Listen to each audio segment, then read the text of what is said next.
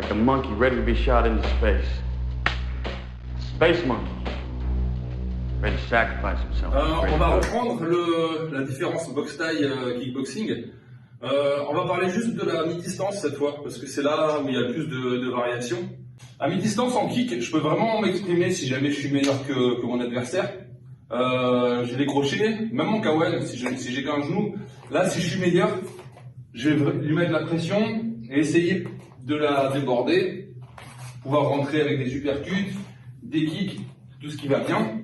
En boxe taille, cette distance, même si je suis meilleur, c'est pas une distance où je vais rester. C'est une distance que je vais proscrire. Je peux tout perdre d'un coup, c'est all-in. Je veux rester à cette distance et puis à un moment, je me dis je vais la déborder ici, comme en kick, et là, hop, vas-y, un petit coup de coude retourné.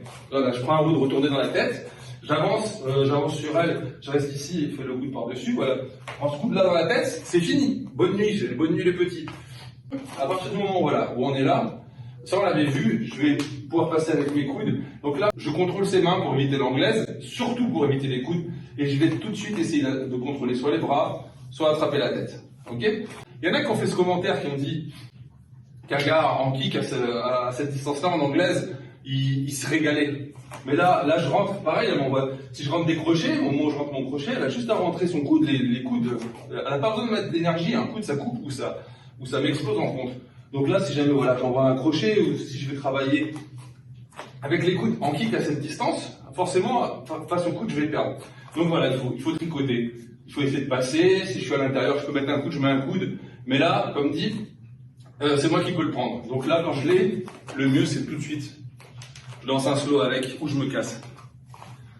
Il y a autre chose qui change par rapport aux saisies en boxe taille. À cette distance-là, vas-y, on voit, là j'attrape, là elle fait rien. Elle peut faire des choses.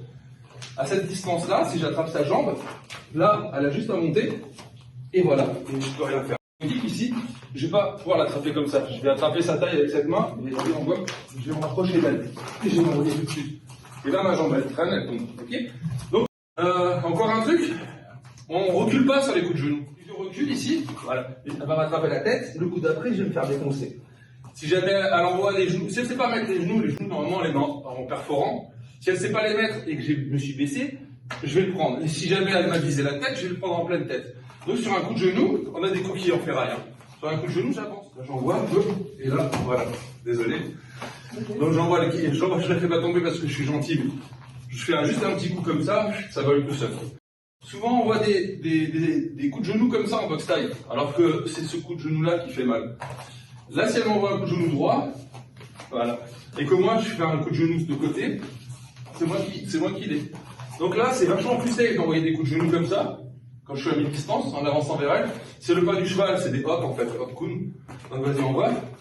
Hop, j'essaie de rentrer. Donc ça aussi, c'est une stratégie qu'on peut pas faire de près, mais là, si on a cette distance-là, j'ai vraiment privilégié les slaps sur les côtés. Voilà. Ok. Enfin, souvent, moi, dans mon club, j'essaie de les faire travailler en line chum de près à la distance, à cette fameuse distance, en échauffement, sans travailler avec la puissance.